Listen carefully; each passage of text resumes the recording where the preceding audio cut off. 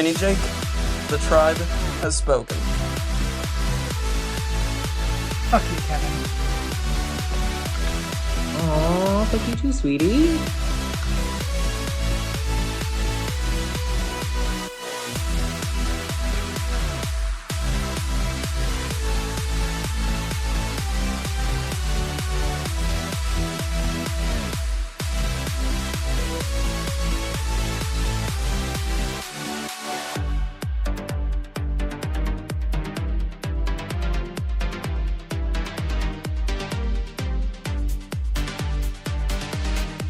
I'm JJ, one of the original Tribe of Nerds members. You can catch me on Marvel, Pokemon, and other gaming podcasts. What up? It's Josh, resident superhero nerd, but I also dabble in the occasional super villain as well.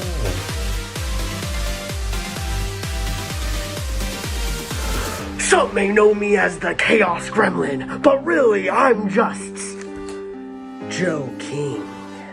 Pikachu, use Volt Tackle! Good job, Pikachu!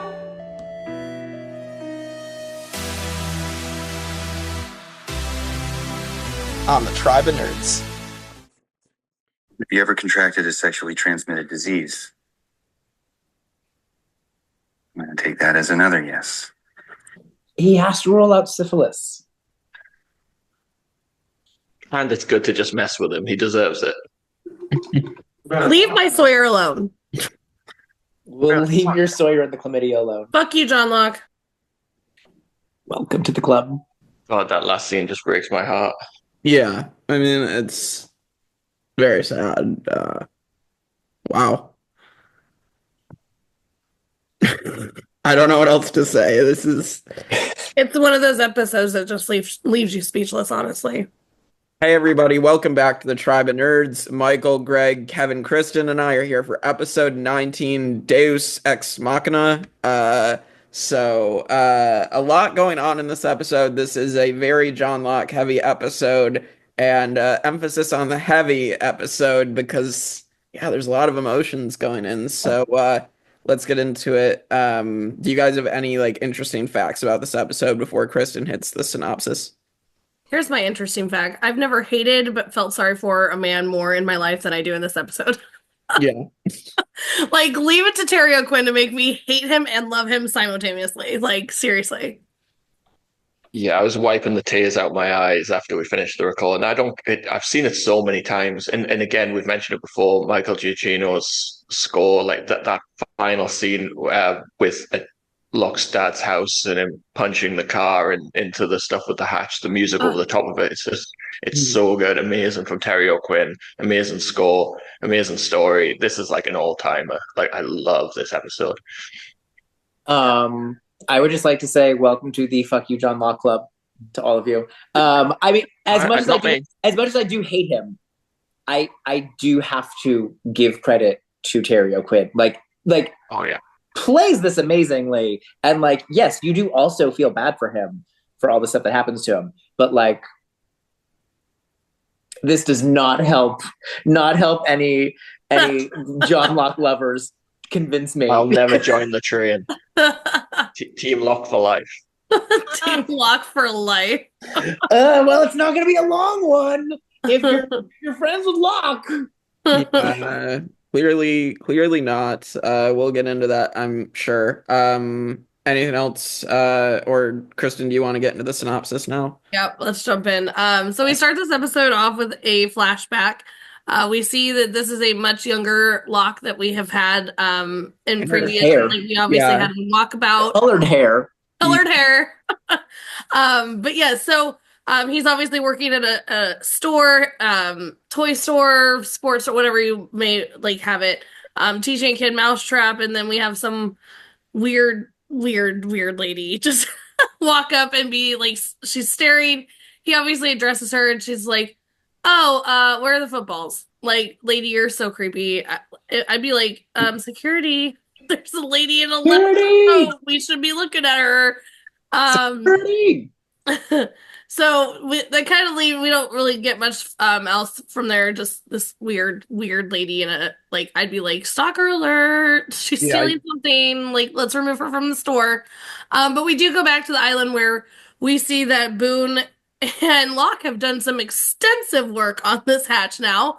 I think Michael even mentioned it. Like, look at the size of this thing. But yeah, I mean, they have set up this contraption. They're still trying to get into it. They have not figured out how to get into this hatch yet. And they've set up this pretty impressive trebuchet, like there's a T on the end. contraption, all the things, to break this glass, or what they think is going to break the glass. Of course, they let it go. It does not do anything to the hatch, and it just completely falls to shambles. But we do see, as John Locke is trying to figure out what just happened, Boone points out, "Hey, John, your leg, bro. What's going on?" To where he has a hefty piece of metal sticking out of his leg that he didn't even know was there. And uh-oh, what does that mean? So we see John later on that night. He's testing the feeling in his legs. Of course, we know from Walkabout he was paralyzed before the island. He came on the island and he is now walking. And now it appears that maybe we're starting to go back in the wrong direction here. We're starting to have no feeling in our legs. Definitely not a good sign. Definitely not a good sign. Jake, what are your thoughts going into this? Because when I first was watching this, I was like, oh, he's definitely going to be paralyzed again. I mean, like, how do you become not paralyzed just because you landed on an island? So I was always wondering, like, for me anyway, so I kind of want to get your insight on this, because I was like, this might be a phenomenon. Like, this might be a moment. So what were your thoughts of him realizing he's losing feeling? Well, I mean, clearly, I think we knew from Walkabout that there was some supernatural, like, forces at play, because all of a sudden he could walk again, and he's been walking for, what, like, 15 episodes by now. So, you know, I knew something was going on there. And also just like it I had the same reaction as soon as I saw John Locke with hair in the flashback. I'm just like, this is so weird to like look at. All of a sudden he has hair here. And then also who we're gonna find out more about, this lady who's talking to him in the store, is I think the prosecution from Liar Liar, with Jim Carrey. So that's all I could think about when I saw this lady pop up. I'm like, oh, okay, they just got the prosecution attorney from Liar Liar to come into this show. But yeah, I mean, going back to that moment, yeah, I mean, all of a sudden this hunk of metal is gonna stop him from walking again, which yeah, it's very, very interesting. And I'm still trying to like wrap my mind around everything that was going on in this episode, and how this how he could walk, and then all of a sudden, this hunk of metal again stops him from not being able to walk. So I don't know. There's just so much going on. I mean, in all fairness, a giant hunk of metal hits my leg, I'm not going to be able to walk either. Well, yeah, I mean, I guess that's the realistic part finally, but like, it's just odd in the first place that he was able to walk, and then, this happens, and then all of a sudden whatever divine intervention that happened is now all of a sudden not happening for him. So just briefly on the flashback, I do think it's funny that you can track Locke's life by, does he have hair? Can he walk? Those are the parameters that we have to decide where we are in the life of John Locke. And he can walk and he's got hair. On the whole leg thing as well, I think this is such an interesting story from Locke doesn't know why he can walk. He's got this faith in the island, and he believes it's the island that has allowed him to walk. And he even says, as he's losing feeling again in his legs, like, don't take this away from me. And we see that,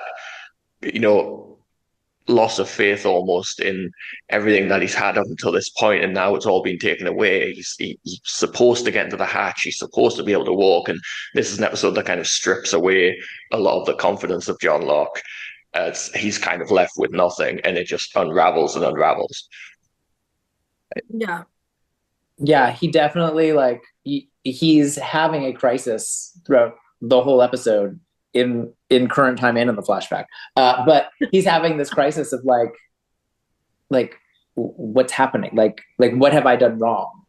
Right. And so like he's just trying to do whatever he thinks he can do to keep this feeling in his legs and keep this gift that he's been given. Which is ultimately not a good path. But like I still would not handle things the way he handles them, but like I do understand that panic of like I can't go back to the chair. I can't go back to that. So like I do get that.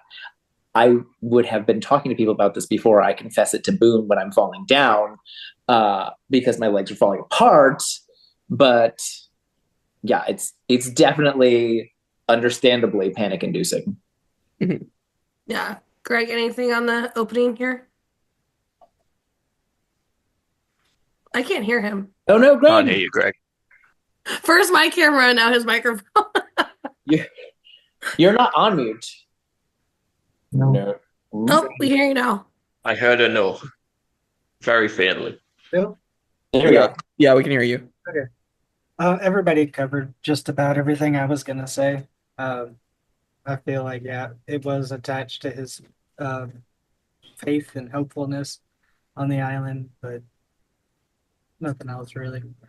All right, well, let's jump into the flashback number 2, where Weird Woman again, like, see, Locke, if you would have just called security, like I mentioned, we wouldn't have this problem. But we do see her in the parking lot.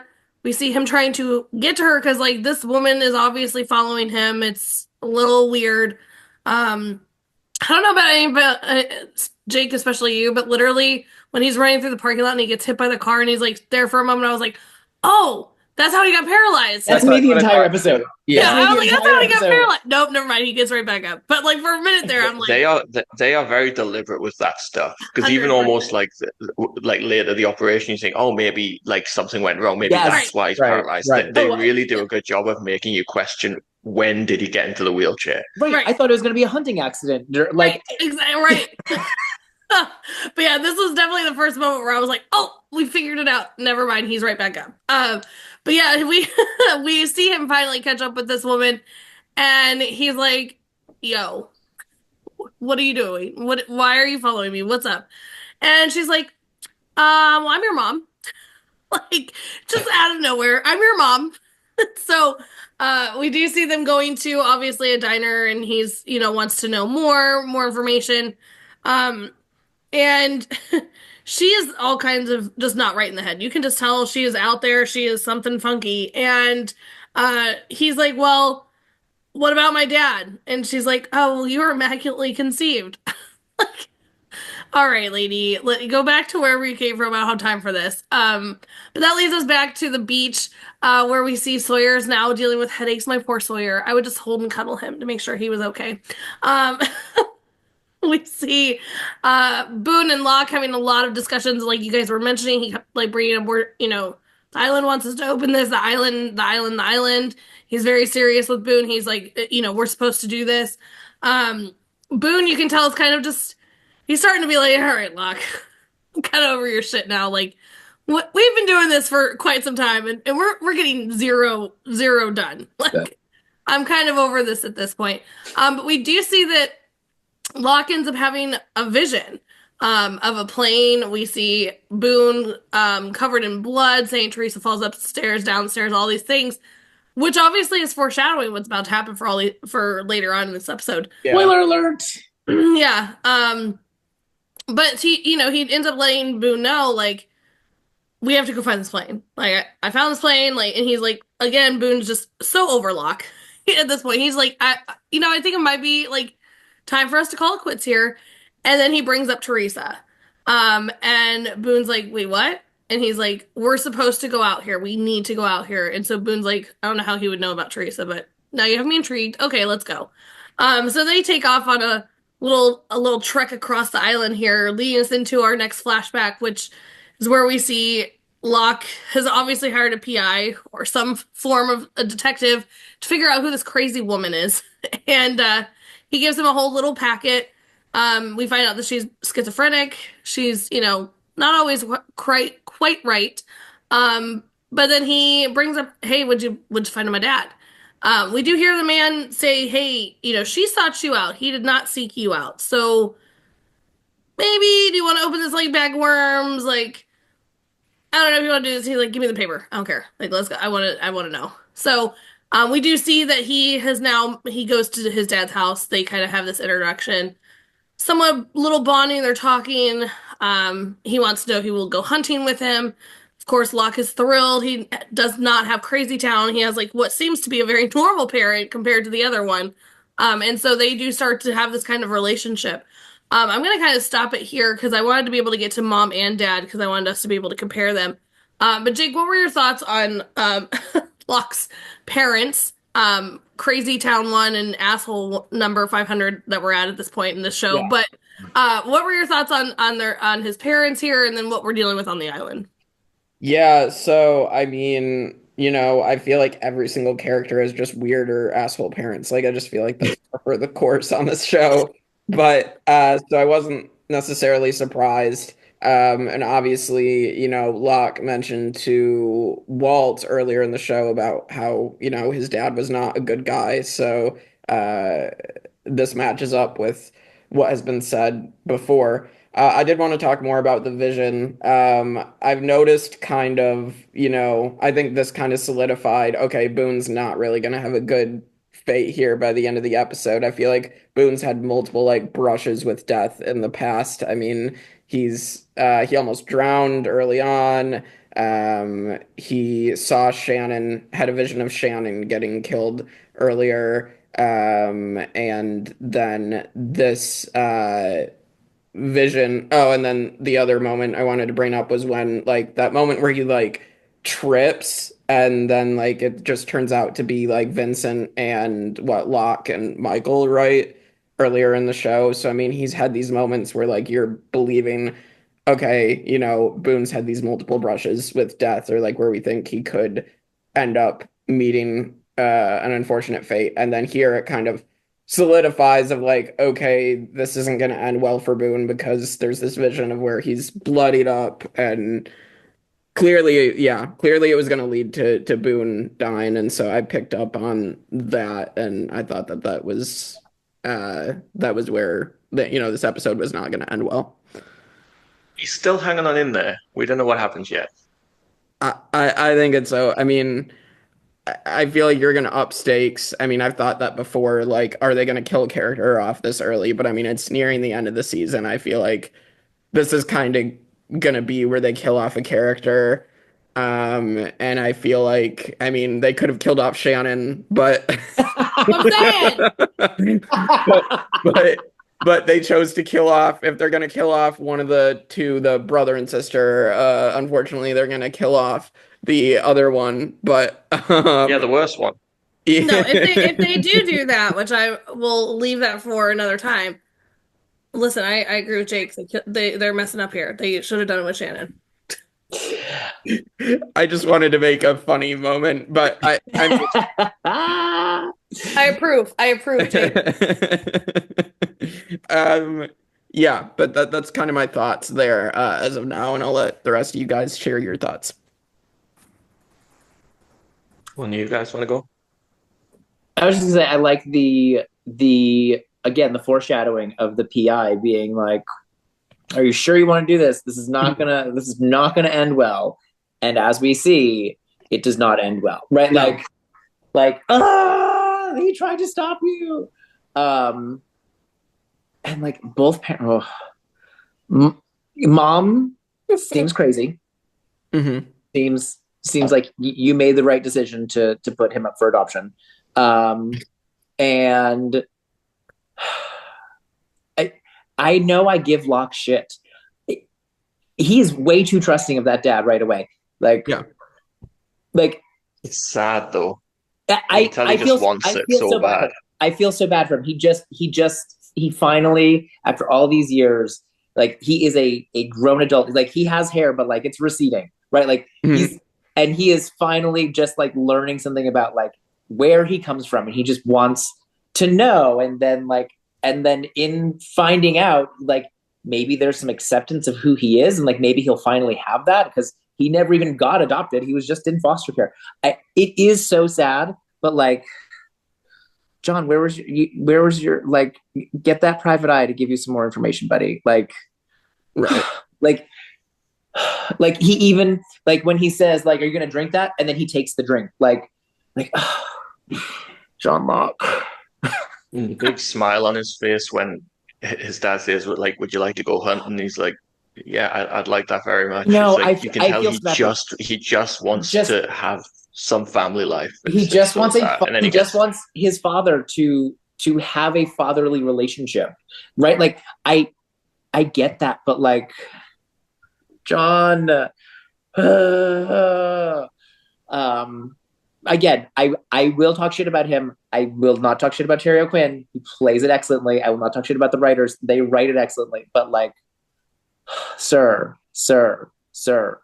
verify. Is there anything else? And John Locke, you see him all bloodied saying Teresa falls up the stairs, Teresa falls down the stairs, and you don't mention that part to him. You didn't mention that part of the vision. You didn't bring that up. You just brought up who's Teresa. Well, and him knowing this and still being like, okay, Boone, go put yourself in, danger by climbing up to this like plane that's clearly going to fall off this ledge. Like, this was so clearly a bad idea. Gregg, I see you like what you're like ready to. Yeah, Gregg's got thoughts. I think the fact that that his parents are kind of him, like he's kind of a dick who, feeds off of innocent people, like Kevin's been saying the entire season. He's also extremely crazy and unpredictable, like his creepy mom. It shows through really well in this, and I don't know how to explain it really. Oh my gosh, is this another case of just like Sawyer becoming the Sawyer con man, and like John Locke becomes the evil manipulator? Not. No. I just want to talk about the whole vision thing because that's the most fascinating part for all of this. Like we have a lot of debate about whether or not we agree with John Locke's motivations. It's mostly me versus everyone else, but I don't mind. But like the most important thing here is like John Locke is special. There is something different about John Locke. He is able to walk, and now he is having like full-on visions. He saw that there was this plane crash. It was the exact same plane in the vision, and he finds the plane. He sees Boone's fate before it happens. Like, there is something going on there with John Locke and his connection to the island that nobody else is having. No one else is having this kind of relationship with the island or seeing the island as, something special in that way that could give him these visions. Like, maybe somebody else could, but no one else is open to it, right? Like, yeah, like it's crazy, like his mom. It's not crazy. It's fine. Just get them coming out. And listen, no, and like again, like I disagree with all of his choices why he does it, but like it's hard to not think that you are somehow special and you should just follow things, believe it, when like you see this vision of this plane crash and then that plane is where it crashed. Like, it's hard to not be like, oh, wow, like, yes. So I saw that, and so now we should go investigate it because that's what it showed me. Like, he shouldn't, as we are going to find out later in the episode, he shouldn't do that. And, like, I would say do a little more investigation, share this information with some more people before you go do that. But, like, it's hard to argue with, like, it's hard to tell him that he is not special. When, like, yes, like who else had this vision? No one else had this vision.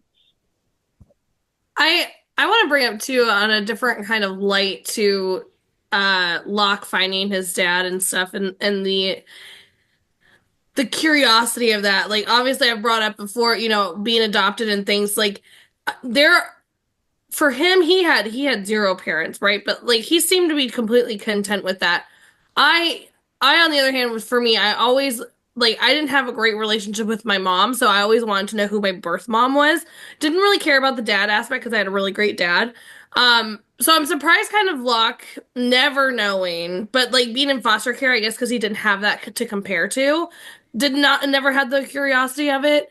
But if like this PI or whatever he is telling him like, are you sure you kind of want to open this book more? Like it is kind of a fear. Like I remember like even wanting to like find out who my birth mom was. It was literally a fear because I'm like, I don't know what her life is. Like I don't know, like I don't want to ruin her life. But, like if she hasn't told anybody and then I show up and then it's like I create all these questions and things. So like I can understand like kind of these both sides of it of like wanting to figure this out, but also like the guy's like, maybe let's think about this. So I definitely wanted to bring up that perspective because I mean it is kind of for when you're adopted, it's one of those things that like, and I guess you can't even say Locke was adopted because he does say that he never was adopted.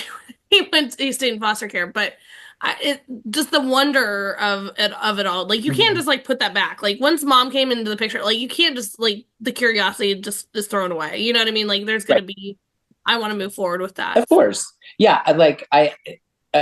Of course, that absolutely makes sense that he wants to get to know these people, right? Like he even if he had thought he was over it and he tucked it away, like now it pops up. Like, of course he wants to know. Of course he does. All right. So let's move on. Oh, Gregg, sorry. What was I had a John Locke vision. Like I just imagine John Locke as a teenager. You know, his whole "don't tell me what I can't do" all nonstop. No wonder he stayed a foster kid. Don't tell me what I can't do is such a good line. God, it is such a good line. I'm really gonna have a hard time making him my least favorite character, aren't I? God damn it. You are. There's no way. You cannot. Kevin, sorry. I think we have another. This is unanimous. I know. Unanimous. All right. So going back to the island, we see obviously Boone and Locke continuing their trek and having their conversations. We're seeing that the raft, after being set on fire, is coming quite, even Jack's like, whoa, you guys gotten this going. And Michael, and I love the Michael and Jen of it all. He's like, oh, you're picking up on Korean. And he's like, yeah, I'm no faster, an idiot. It's like this, but you can tell that they're starting to create this bond, which I love for Jen. As much as this seems like they're just mostly yelling at each other, but it's like still like this bonding moment for him that he's like building this raft.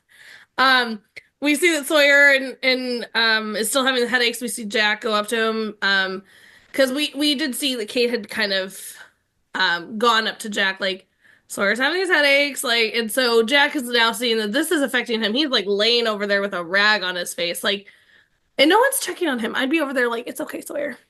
We know. Jack tried.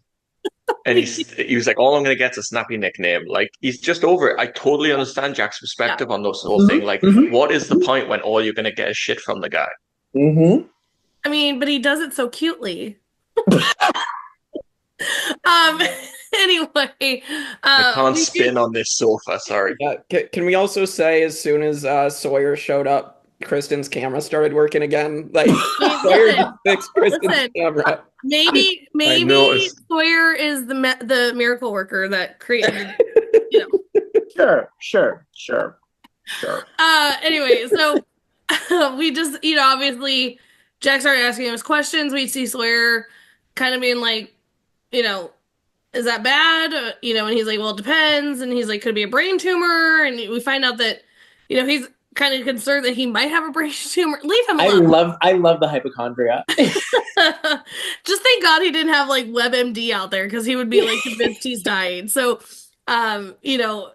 we do see he's more curious and Jack letting him know, like, I'm going to have to like figure this out, for you. But of course, Sawyer being Sawyer. And he's like, yeah, forget it. Whatever. I'm done. Going back into our flashback, they're clearly had this like bonding. They are hanging out quite frequently. John shows up and he's like, hey, Eddie. And he's like, hey, John, you guys going hunting today? Whatever. So we see that Locke goes into the house and his Dad is on dialysis, and he's like, what is all this? And he's like, you're early. And he's like, I thought you said to be here. And like, I have a whole theory on this thing, but we'll leave it for another time. But he's like, yeah, I mean, let me finish my little dialysis thing, and then we're gonna go hunting. It'll be a great day, like totally fine. That's not how dialysis works, but sure, yes, you did go hunting right after, definitely. I want to kind of leave it here because there was a lot going on. Obviously on the island too, we see that Locke's legs are really starting to give out. Like Boone's having to help him now. There's a lot going on in this kind of little section. So, I mean, I feel like we should break these down a little bit more than going further with this. What are your guys' thoughts? Jake, what were your thoughts with? I mean, obviously, I think the big thing here is the dialysis and Locke's legs are just now not starting to work here. So, what were your thoughts going into this little part? Yeah, Locke's like divine intervention that he's had since being on the island is all of a sudden kind of wearing off.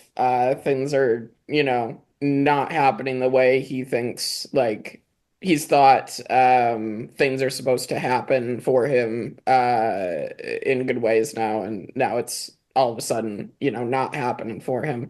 So I found that interesting.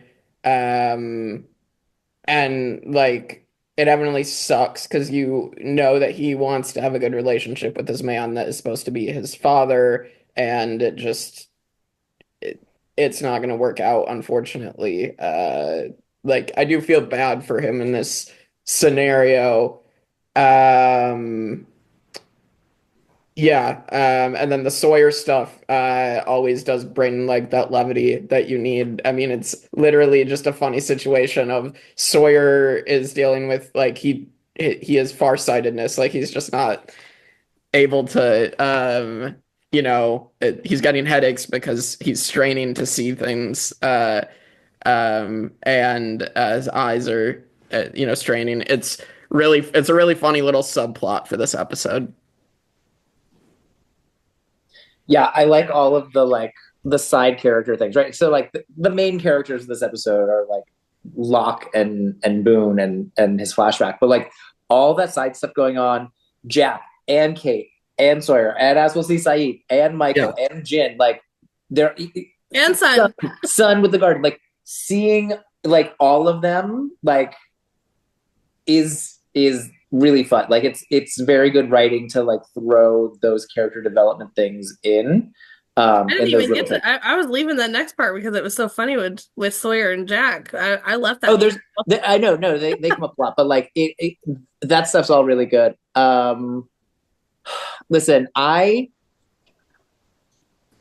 remember watching this the first time, and I didn't believe when he was like, "Oh no, we said 12." I was like, "This is a setup." Yeah, I knew what like you did this on purpose. Like I 100%. And like I don't think that I'm like a genius for that, right? Like a lot of us probably thought that, but like I thought that. I thought that immediately before we knew what was going to happen here. Exactly. Like, exactly. This seems weird. Like you guys have probably been meeting at the same time for like days on end now. Exactly. And so like it's so I do feel so bad for Locke, but it's so frustrating that like I can see what's happening. I can see what's happening 10 steps before it happens. And like there's nothing I can do about it. There's nothing I can do. Like it's a fake show. Locke is just like he's like, oh, dialysis? Like you're not even remotely concerned that this man is lying to you. Right, like, oh, this old thing. Oh no, this I just do this sometimes on Sundays. No, we'll go hunting in a few minutes, champ.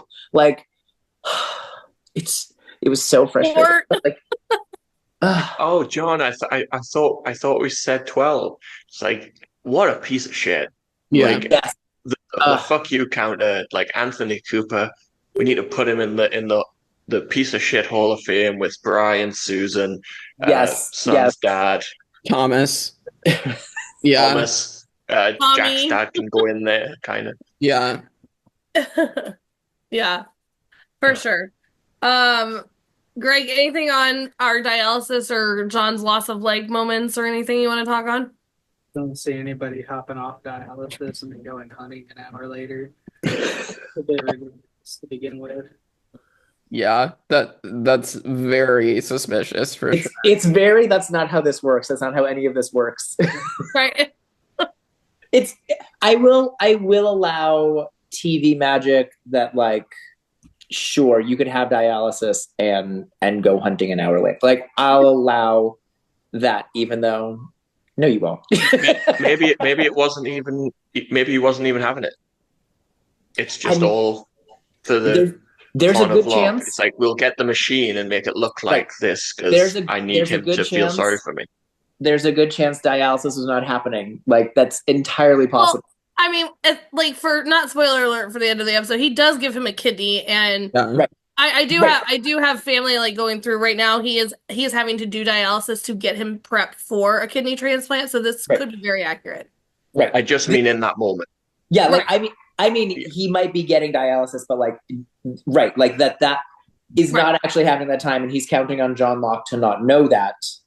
Right. Like, that's entirely possible too, but, like, it's also possible TV magic that, like, you get dialysis an hour later you go hunting. Like, I'm willing to overlook that. I do think it's interesting to watch the very obvious manipulation of Locke in the flashback, along with the, like, deterioration of his legs in the current timeline. That is a thing that I forgot about too. Like, it's very interesting to watch, like, the breakdown happening simultaneously. Yeah. No, I think that's really well done from Lost as a whole. Like, we bring this up all the time, but, like, the worse that this manipulation is getting, the worse his legs are getting. So it's kind of a good way to tie them together. Going into this next part here, we see that Boone and Locke have made a massive trek, but his legs are getting worse. He's telling him to stop. We run into a Nigerian priest, and we see that, you know, I think that Boone at this point is starting to get very concerned, obviously, because we've gone from, like, a limp to him, like, falling down to, like, now he can't even move. So now Boone's having to carry him. Like, it's like, John, I get, like, can we do this tomorrow? Like, maybe like let's go take a nap, like, at your old age here, whatever we need to do. But yeah, I think that it's cute to see Boone being, you know, because right now, like, Locke's his, like, mentor out here. He's, you know, lost puppy we've talked about, like, where he's just, like, he's all in with Locke. To see the concern for him, you know, his friend, his little mentor, it's just, I think it's so cute to see Boone genuinely concerned for him. I left this out specifically because I know you all, like, had a good laugh at this. We do see that Sawyer goes to Jack. Jack takes this moment as he should. Listen, Sawyer deserves it. I love it. But he is doing the whole, like, the pen of it all. Sawyer's just, he's like, what the hell are you doing? You know, like, this is stupid. What are you doing? But Jack takes the shot. He takes the shot to be like, oh, you slept with a prostitute. And Sawyer's like, and Jack's like, I'll take that as a yes. And he's like, have you ever contracted as STD? And Sawyer just sits there and he's like, take that as another yes. And then he keeps going with these questions like, screw you, Doc, I'm out. Like, screw you.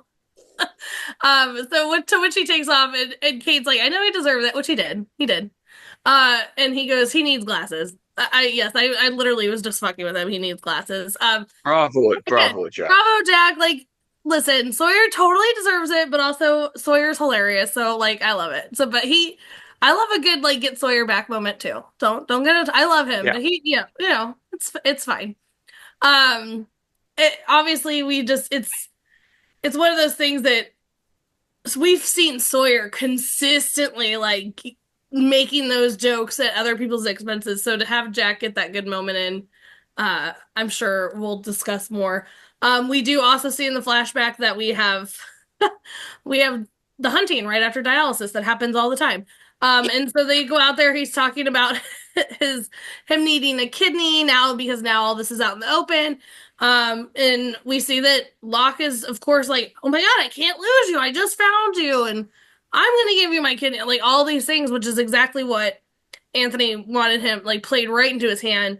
Where we've talked about this before too, that Locke he's definitely very naive in a lot of ways. And, like, because we've seen, like, just on the island, he's believing in this island. Like, what does this mean? You know what I mean? So that he's very, very naive is maybe not the best word, but, like, trusting. and very quickly trusting of basically nothing. But I mean, I feel like that is kind of sad. Like, not to be mean towards like a Locke, but it's very sad to see this type of character, because we know that there's a lot of people out in life that are, easily like manipulated by that one person. Like, now we've seen Locke, doing this manipulation on the island, but like, I don't know. I feel just very bad for him in this moment. We also get back to the island where we do uncover this plane finally that Locke did find. It's up in a very solid looking tree and definitely should climb up there. But the plane is there. And we also see the moment where they're in the hospital and they're holding hands and, oh, you're my best dad. No, you're my best son. Like, let's do this transplant together moment. And that's where I'm going to leave off before we get to the rest of this episode. Jay, kick us off with your first time watcher thoughts on all this stuff that's going on. Yeah, I was hoping for the best with the kidney transplant, but of course that's not how it's going to work in Lost. And that's not how Lost works. Yeah, that's going to end like a character is going to be really shitty to one of our leads. And so that's how it's going to happen. And so that was unfortunate. And then obviously as soon as I saw the tree, the ledge, I guess it's a tree, whatever, I'm just like, okay, this is not going to end well. And then, of course, Locke is going to, as we're going to talk about, he's going to make Boone climb it. And, of course, that's... Get ready for the counter. It's going to be coming out. Yeah, something horrible is going to happen. So, yeah, I mean, there's a lot going on here. And so I definitely feel for John Locke with the flashbacks. But then, the whole plane thing happens, as we'll get to. So on the plane thing, like, I do think it's also very interesting that I'm very much focused on the John Locke islands connection in this episode, because I do think it's so important. We do see the closer they get to that plane, the more that day goes on, Locke's legs get worse and worse and worse, to the point that he cannot go up there. So again, is that the island? Is this something that has to happen? Is the plane always going to fall? But yes. John Locke cannot be that person. The island took his legs away in that moment, so he could not go up there. Like, I mean, we could have just not found the plane. So interesting. Yeah. We could have just left the plane out there.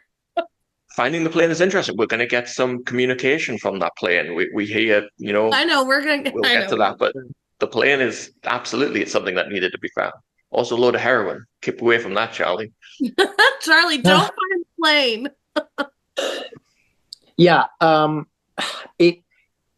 it does play into the John Locke's special narrative, right? Because exactly that. Like, his legs get to a point where he can't possibly climb up there. He can't be the one to do it, right? So, like, is that intentional on the part of whoever is giving him the vision, right? Like, is that part of it? Like, I do understand that. Again, I think he needs to be more honest with more people and be less manipulative, and then this won't happen. I can't disagree with that. Yeah, right. Like, tell everyone you found a plane. But regardless, like, I do very much like understand that is going to reinforce a lot of the like John Locke's special inner monologue that he has of like, oh, like the island kept me from being able to walk. But like, we're watching at the same time him just be so manipulated, right? Like, by his dad, that like, not only like they go hunting right after the dialysis. And like, that's when he, for the first time, like slips and calls him son. Like, laying it on too thick, Anthony Cooper. But he falls for it. And like, so like, I understand why he would have that, but at the same time, I'm watching him be manipulated in a similar way. And therefore, I am even more like, you're wrong, like screaming at the TV, knowing full well this is a fictional show that was filmed long before I watched it. Still screaming at the TV. And yes, shout out to Jack, because Jack is so often just the leader and just the doctor and like just the like trying to help everyone. And like it's fun to see him get Sawyer back. Yeah. Yeah. As somebody with a little bit of sass himself, it's nice to see it in others. Michael, Gregg, anything else?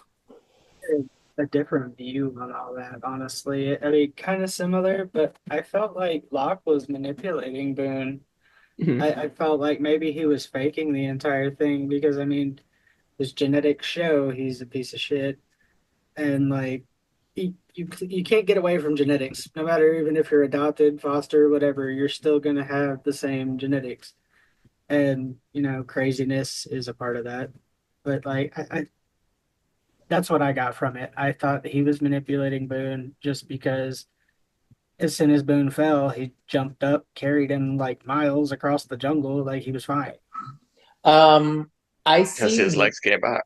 Yeah, I see why you say that. I don't think that, but I see why you say that. I just feel like there's this, I don't know, everyone's just decided, like you've just decided on that's what Locke is. I just don't see that at all. I think actually Kristin had the best word for it. I do think he's naive, and I think he's so focused on this. He is special and he knows what's right. I don't think he is manipulating Boone in his own mind. I think he's just on this path and that he doesn't think it through. I don't think this is some big master plan. Like forget it. I think he wants to know what's in the plane. He can't get up there. Boone has to go up.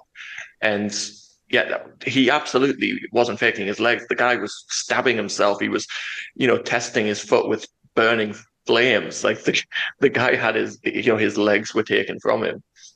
I will say though, Team John Locke. Here, what's crazy about this is we've already talked about this. I've rewatched Lost. We've said this 5 million times. This is the first watch that I do not think what I've been thinking all along, that he did manipulate and he was faking it. I thought that ever when I watched the first time, every rewatch I've watched, I'm like, oh, I hate you because you're not, like, you're doing this on purpose, like, all these things. But this is the first time that I kind of sat here and watched going, Locke is just, again, like, he's so, like, tunnel vision on, yeah.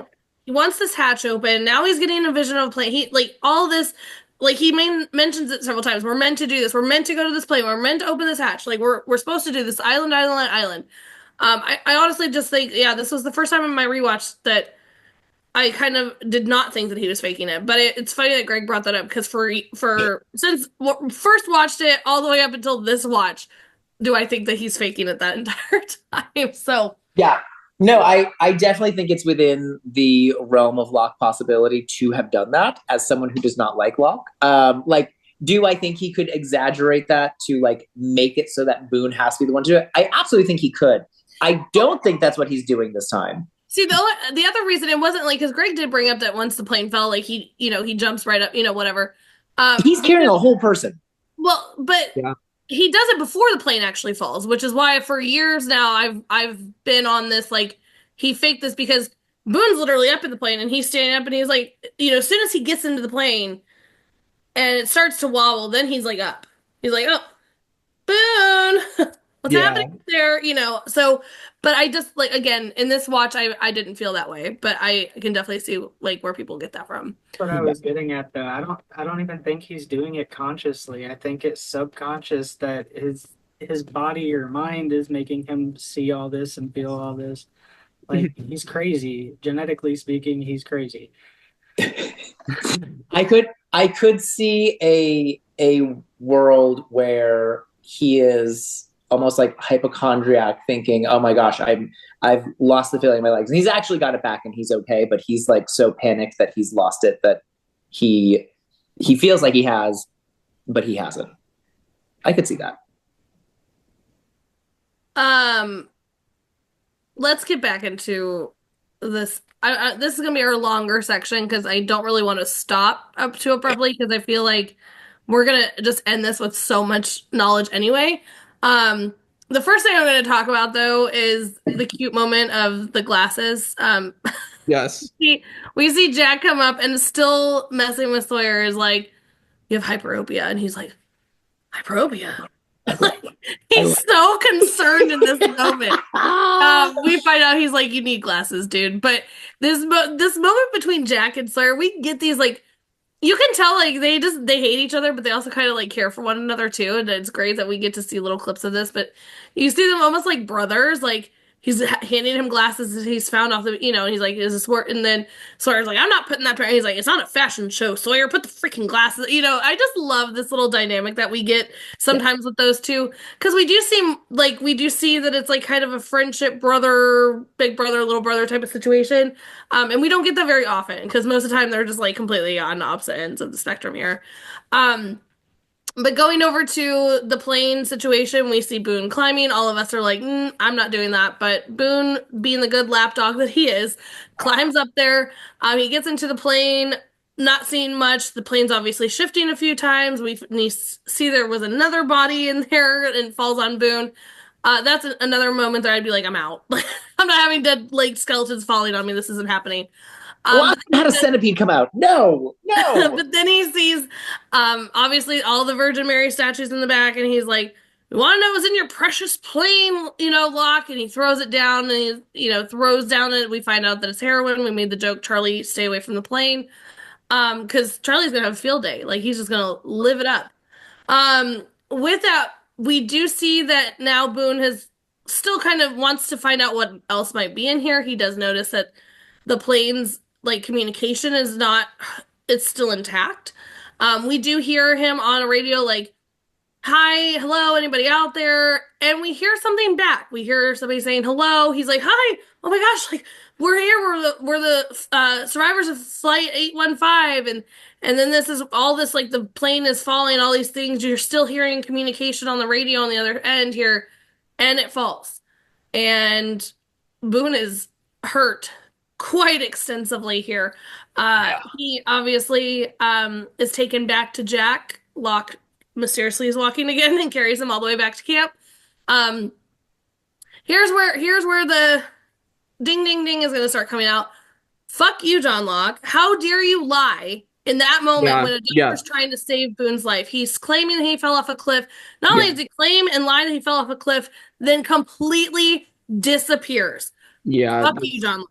Especially as he says, tell me exactly what happened. Like, it's ridiculous. Like, F you. Like, not okay. That is so messed up. Like, that has been your good little lapdog, and you just left him. You don't care anymore. Like, oh well, I got my plane information. I'm good now. Like, whatever. Oh, interesting parallel to the flashback story that's happening. Listen, yes, not okay. Definitely not okay. It's off a cliff.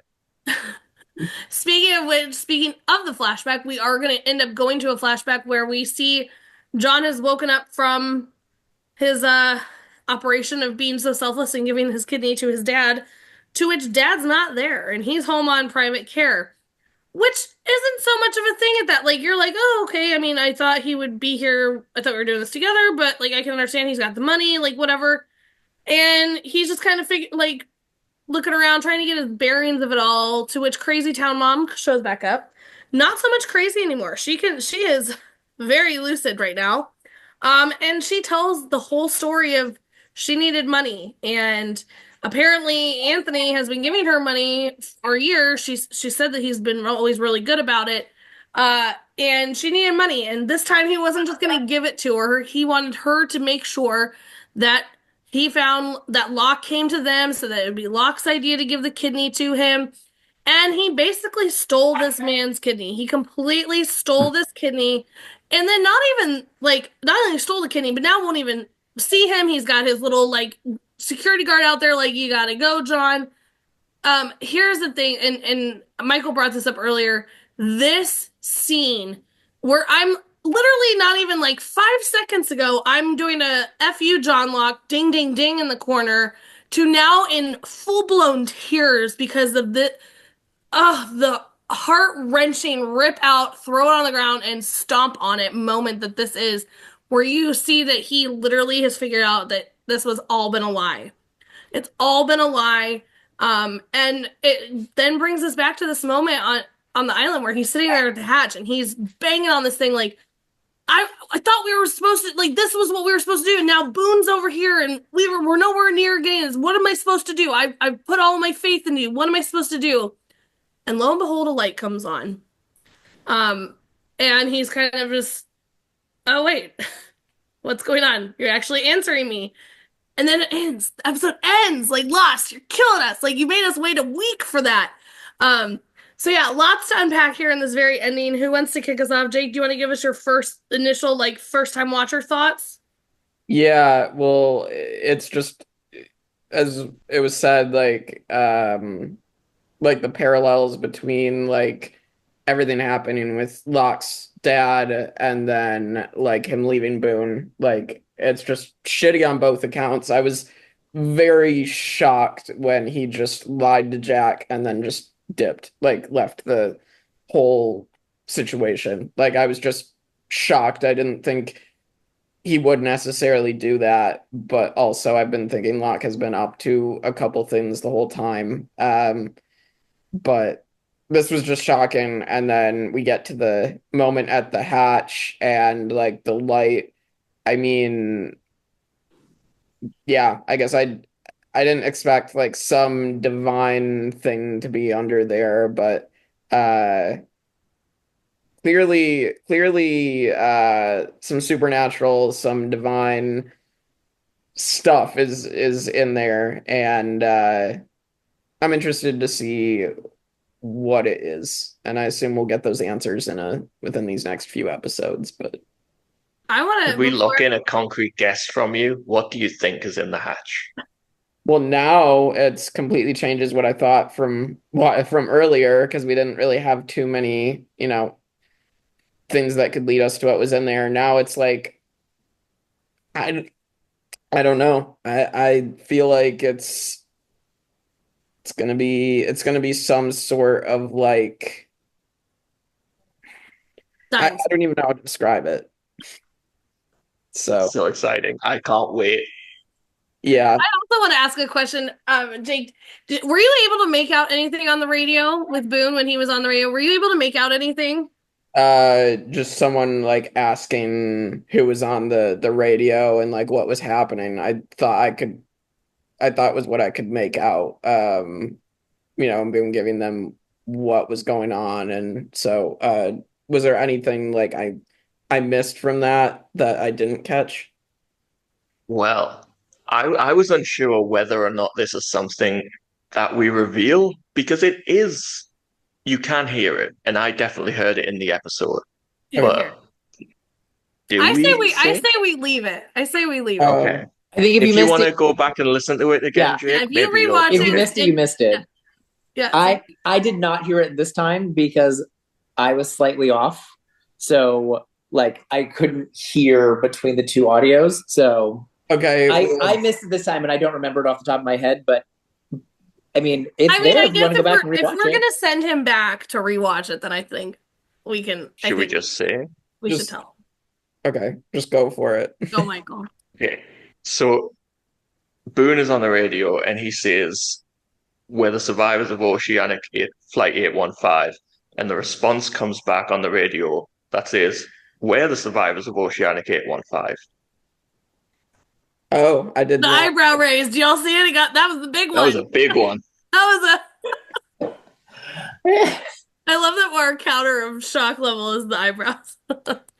So now knowing that, what are your thoughts? Do you feel like that is an echo? Do you feel like that's a legit somebody else? There could be other survivors. Do you feel like it's somebody else that's maybe messing with them? What are your thoughts? Where do you think that this is at? Well, now I'm thinking, like, I don't want to think that Lost did some weird multiverse stuff, like, before it was cool to use multiverse stuff.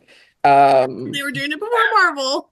Yeah, well, yeah. So I don't know. Like, now I'm just like, it has to be some other something with Boone. Like, that's just a bit crazy, because now I'm trying to, like, pick out if that was Boone's voice on the other end too, or if it was someone else. Like, I'm trying to figure that out. But again, something I'm assuming will be answered, but that I did not pick that out. So that's interesting.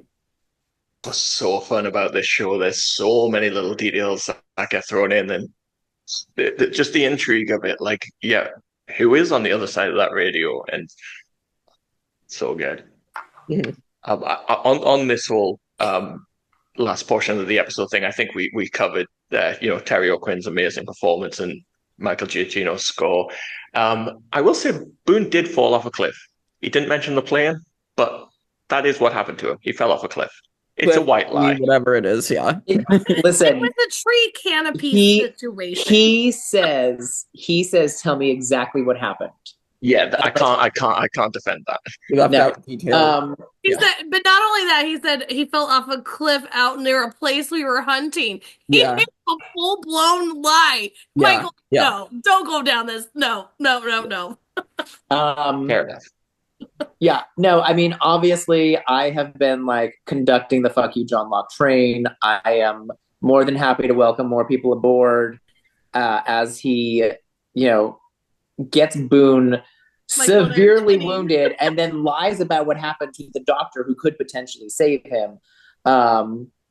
So, fuck you, John Locke. Which again, I like the parallel, like because as he is falling down this path and like getting Boone hurt, like he in the flashback is like being manipulated and going down, and like his this is his plane crash. Like he wakes up like what like where is he? And then like he has the stains from the surgery on the back of his shirt when he gets out of the car. Again, loss is like he literally ripped the IV out before he was supposed to, and he went straight there, and the security guard was already telling him no, which means the security guard already knew what was going to happen. And on the plan too, yeah. The levels of betrayal, like from the mom, from the dad, from everyone around them. The security guard. You obviously feel bad for him. Like I feel bad for him, like that this happened to him. It doesn't excuse any of the things he does in the current timeline, but like, how do you not feel bad for this person who just gets played? He should have done more research. He should have done more to like make sure that something like this wouldn't happen. Like I saw the things happening as they were happening, and like I don't know how you felt for this, but like I still feel bad for him that it happened. But like does not excuse any of what he's doing. But then flash forward to the hatchlight. How does he not come to this conclusion that this is exactly what was supposed to happen? Like, because finally a light turns on from the window, right? Like, so of course he thinks that this was exactly what was supposed to happen. And it's terrible that it happened to Boone, but this is exactly what was supposed to happen. The island demanded a sacrifice, right? Like that's exactly what he's going to think. And like, of course that's exactly what he's going to think, because that's what he sees. So yeah. I think he's wrong. I want to hear what Gregg says. He's already shaking his head. Spill it, Gregg. I just wanted to shout out Hurley for the one line in the show that made me laugh more than anyone. Dude looks like someone steamrolled Harry Potter. Yes, I love that. Good. We got to get those tribal. Oh yeah, shout out to Saeed for like putting two glasses together to make the perfect lenses. Mm-hmm. And shout out to Sawyer for looking adorable in them. My last thing on this episode is the parallels between episodes around the same character are so interesting as well.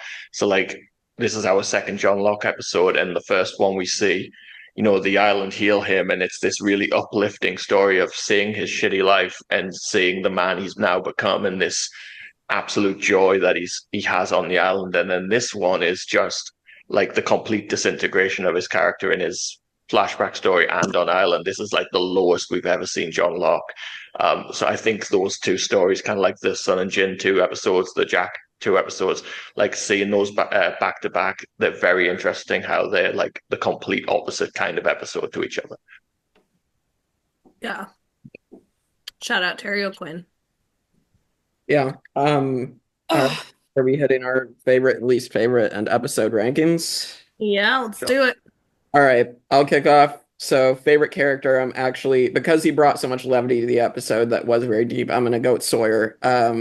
So I just think I was Don't give in to her. Don't give in to her. I love a good moment when Sawyer becomes the favorite. Yay, Sawyer!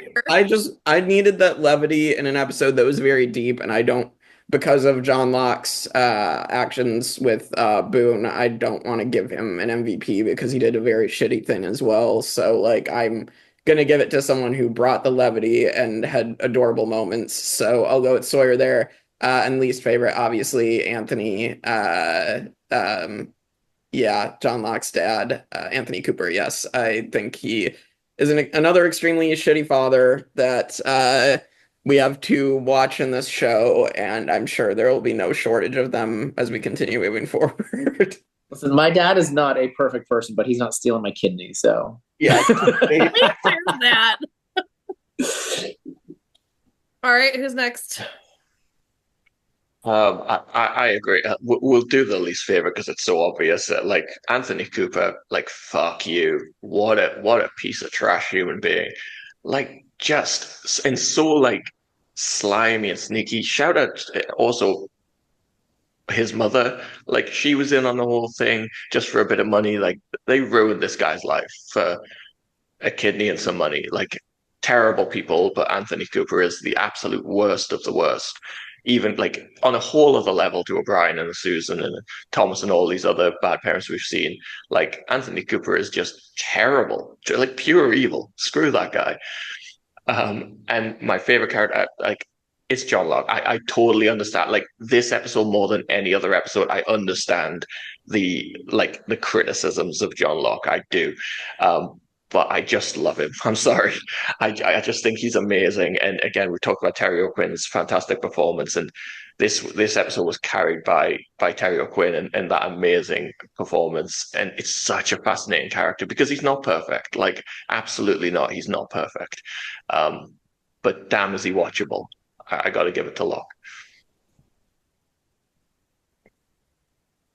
I want so badly to make him my least favorite character because you cannot. I want to make him your favorite for a second. I was so excited. I want so badly to. I can't do it because I mean ultimately I do also feel bad for him, and I do not at all feel bad for Anthony Cooper. So fuck Anthony Cooper. But like, dude, if you would just take a moment and talk to people and treat people like your equals instead of thinking that you know everything, then you could avoid all of this. So like I still very firmly do not like him.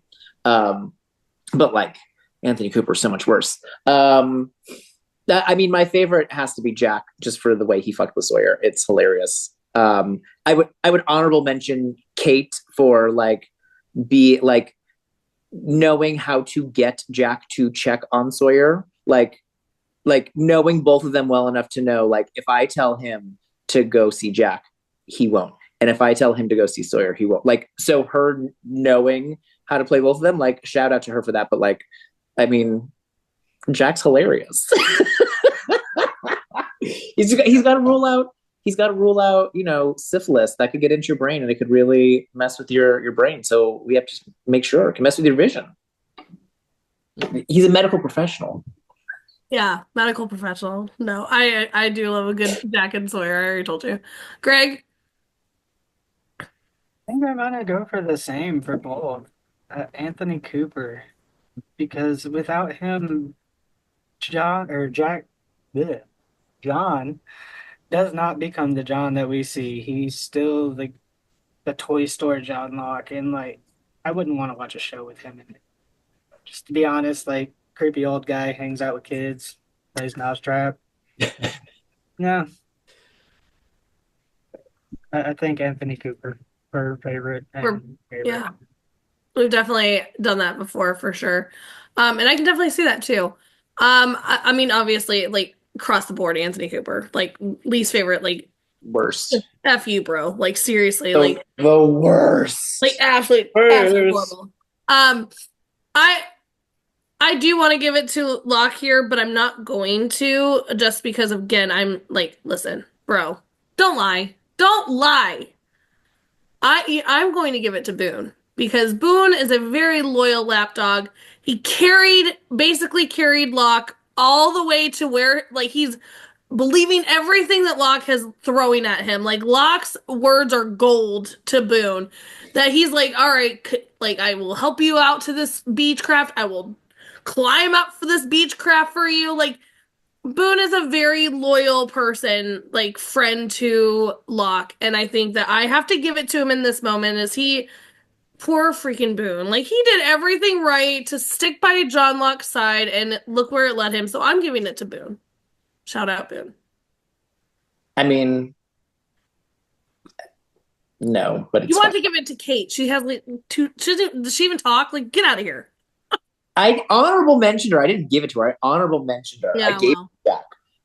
Boone deserves a shout out, especially if he's for his life. Boone's another one. Boone's up there with, he could have told anyone about what was happening, and he's unconscious for that.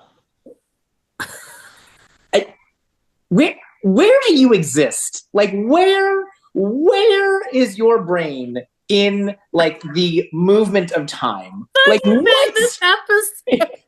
He could have told anyone else about any of this. He didn't have to carry John Locke there. John Locke back to the beach. Right. I literally thought she meant this episode. I'm like, he's unconscious, Kevin. He's unconscious. How does he carry John Locke if he's unconscious? God damn it, Kristin! In the moment, because we were talking about Locke, my Locke. Oh my god! All right, ranking. I'm done with you. All right, episode rank. Michael, what's the top 10?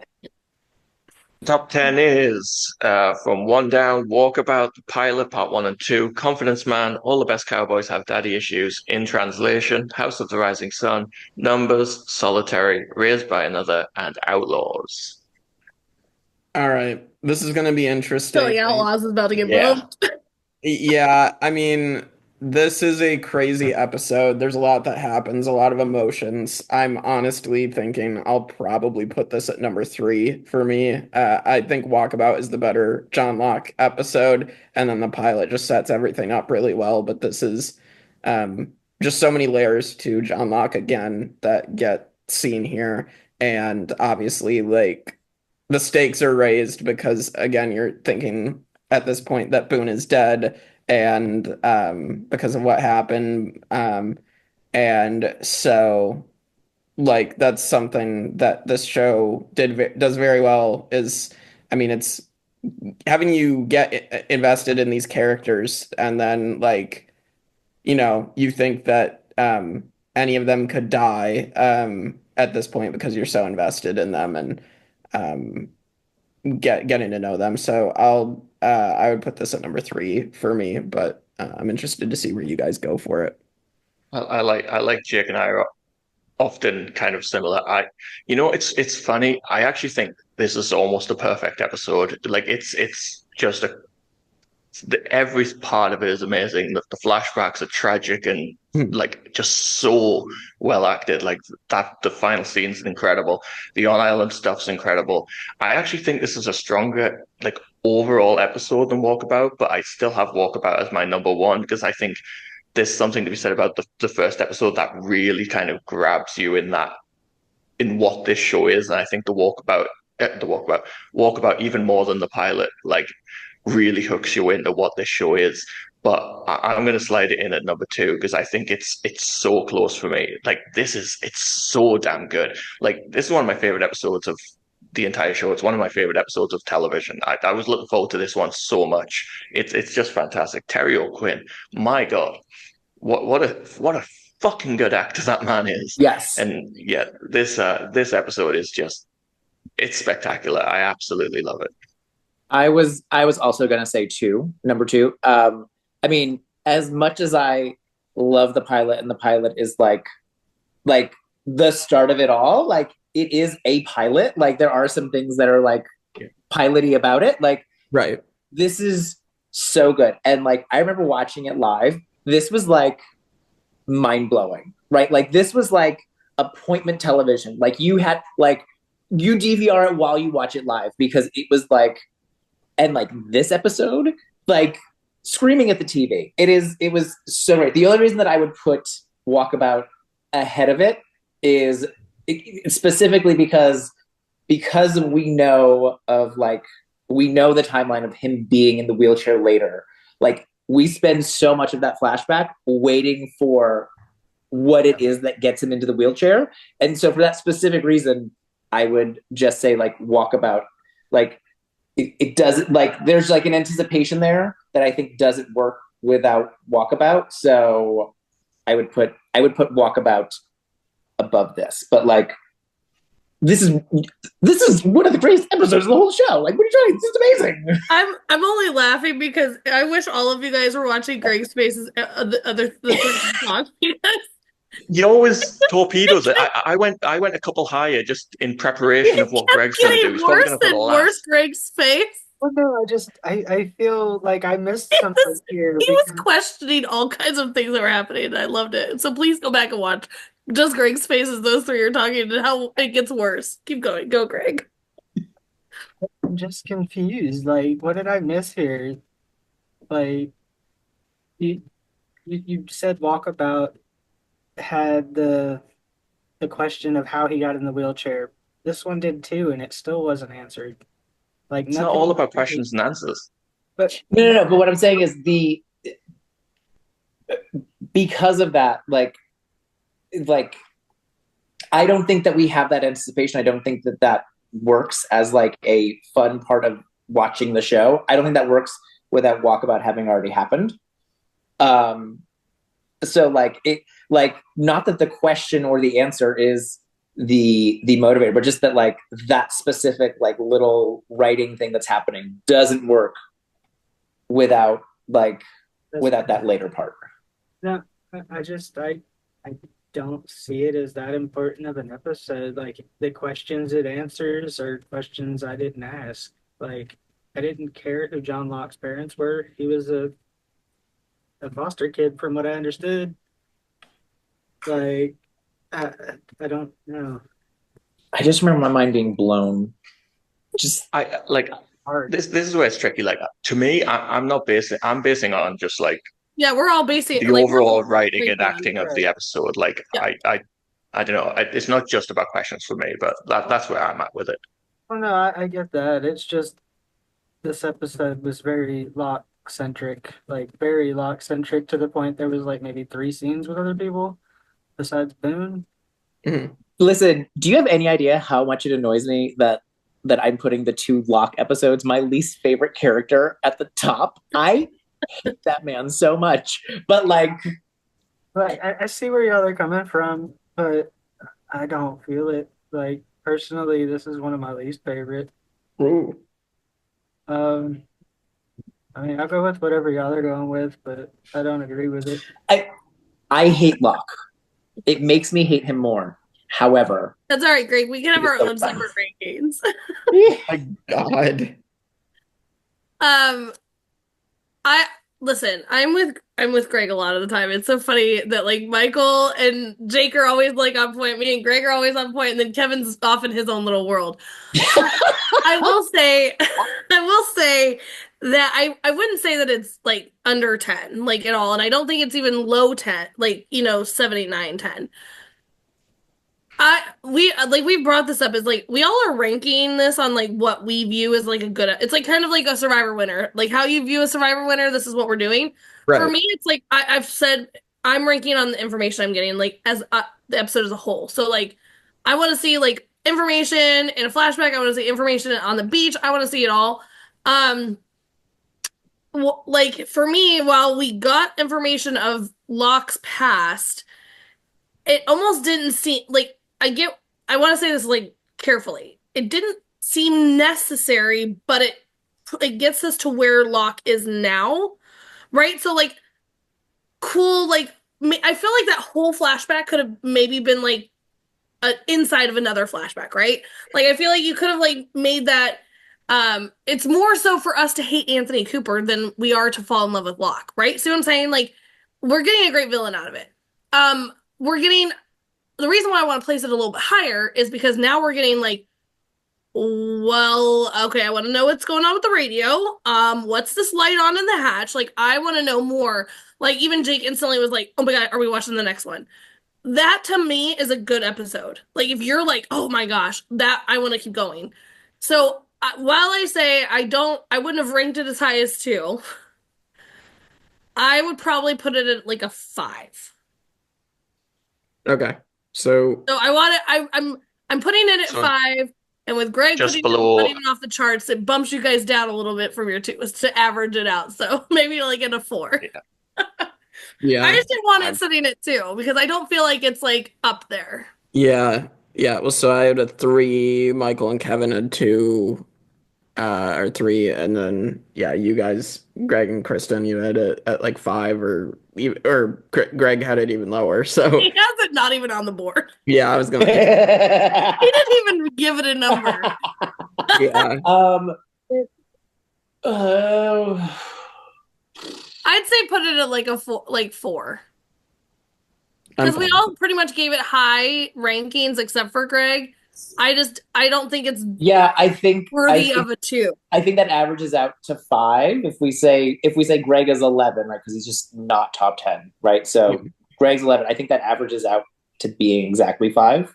Yeah, 5 is fine. Yeah, I mean, 4. You don't even think it's better that like Outlaws, the one about Sawyer and the boar, or Raised by Another, where nothing happened? Like, there was so much in Raised by Another. I'm so sick that it's like down there at the end. Like Like this was so action packed. I'm so baffled Raised by Another gave us about so this than the much. stuff going on in the show. Raised by Another gave us who the hell is Ethan? Okay, like come on. No, but like I said, I do think this is a solid episode. I wouldn't put it at 2. That's where I was trying to get at. Like it is. There's great stuff. Like I want to know more. Like I want to watch. I want to know what the radio. I want to know all of it. So that's why I gave it a little bit higher. Right. 5. We're never gonna agree on any episode. I know. I mean, that's the fun. I feel like podcasts. I think that should be the day that we like have a celebration if we all say the exact same number for one episode. Yeah. The only one we did was the pilot because it was the only one. The only one there. Yeah, that's true. I think podcast hosts are meant to disagree. I think that's the fun of it. So yeah, for sure. Well, also tell us in the comments what your ranking is of this episode. Yeah. All right. Well, I'll let you guys get to another spoiler section, and can't wait to continue Lost. So tune in next time on the Tribe of Nerds.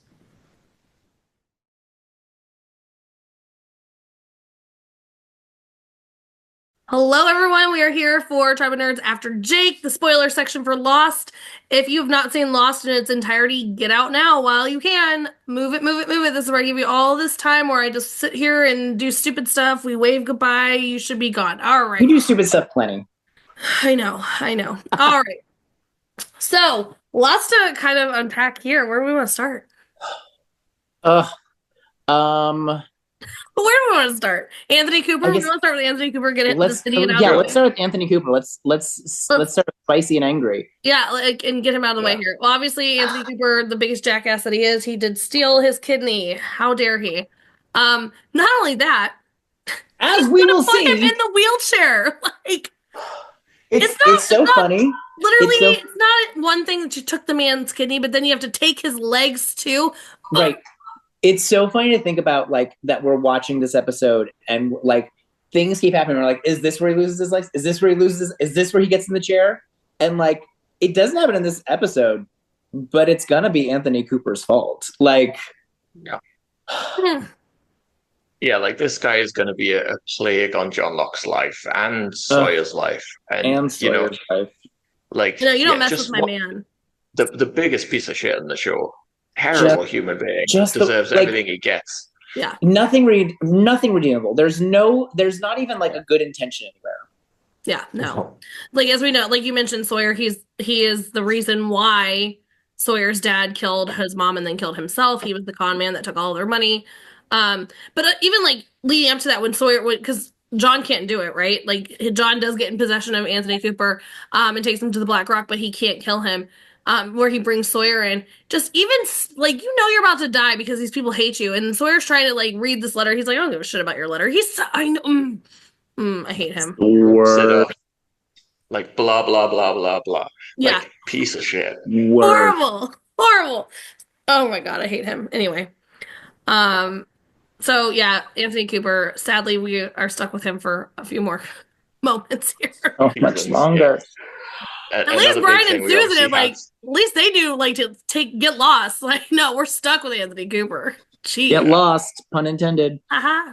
Where else? What else? Now that we can get rid of Anthony Cooper, we also have the plane, which is going to have a relation to someone else on the island. We get out the first audio here of the tailies, which is fitting because it's Echo's brother's plane.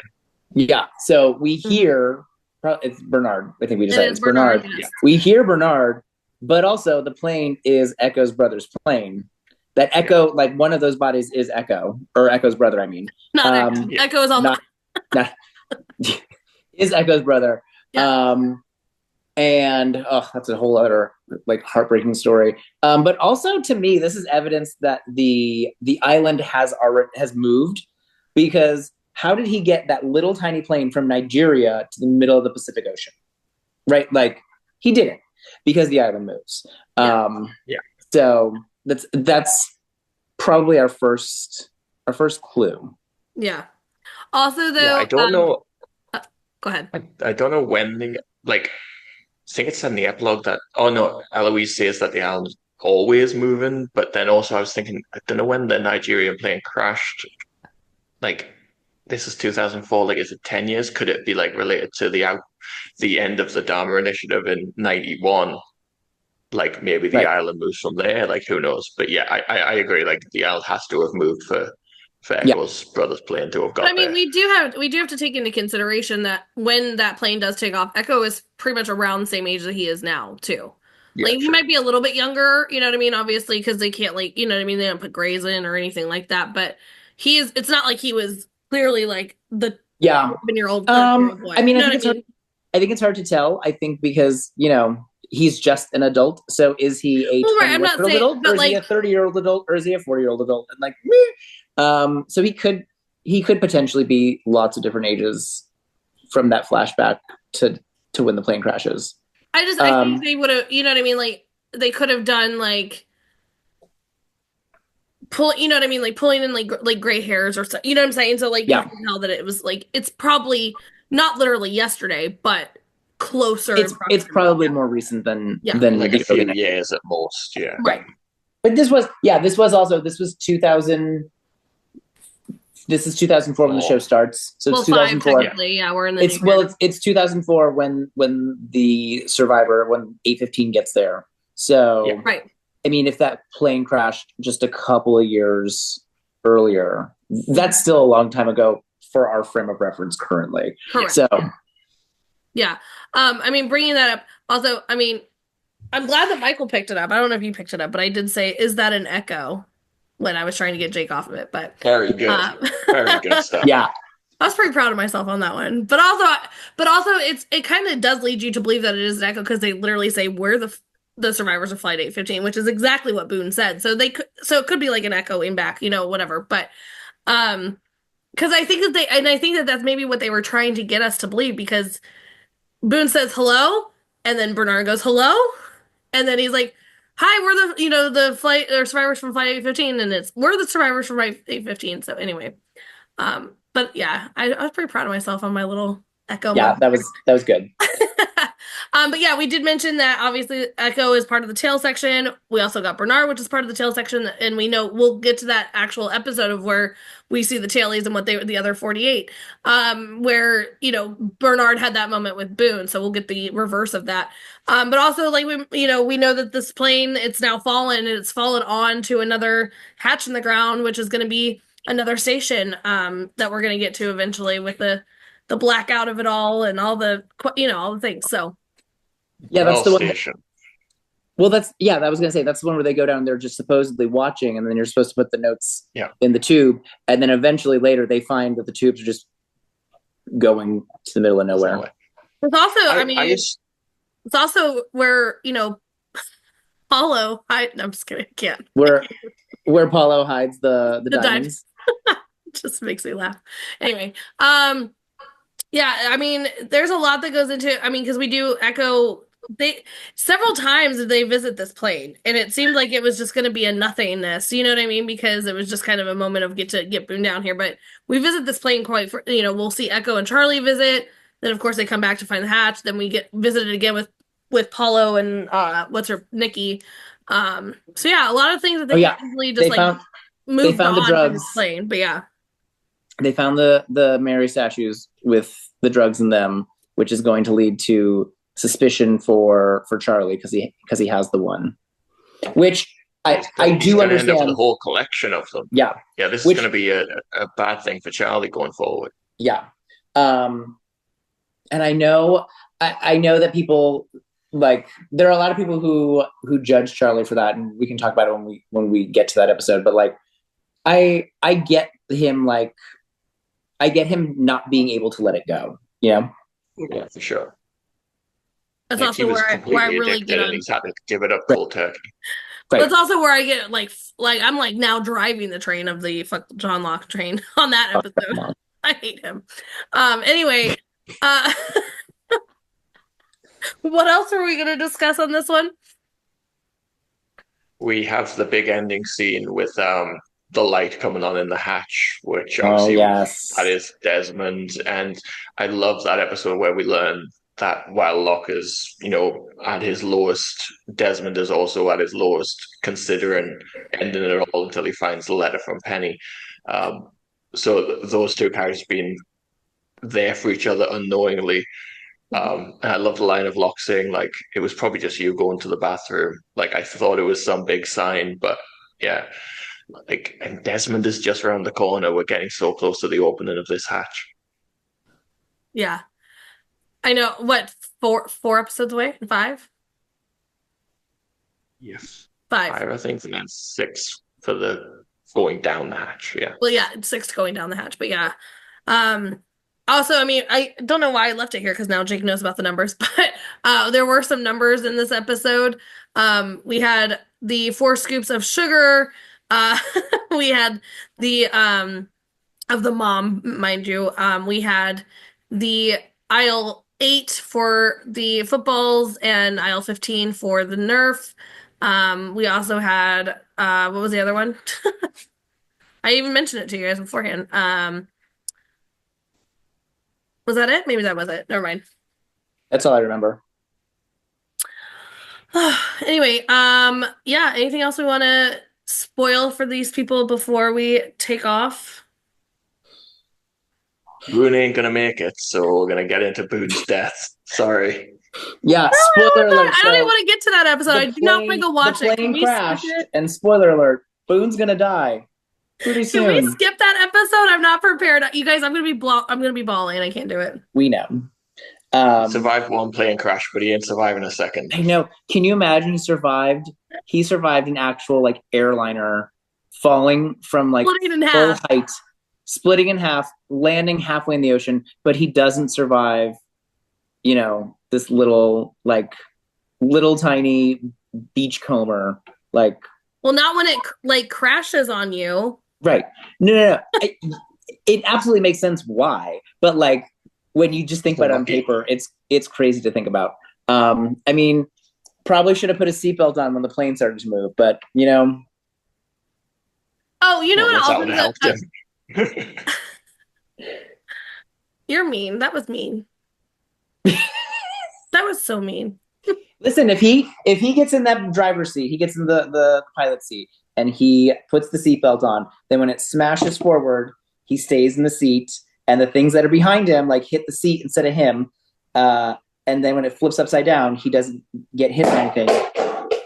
Or if he just stands on the end, and then as it goes down, just jump. I'm totally Poor Boone.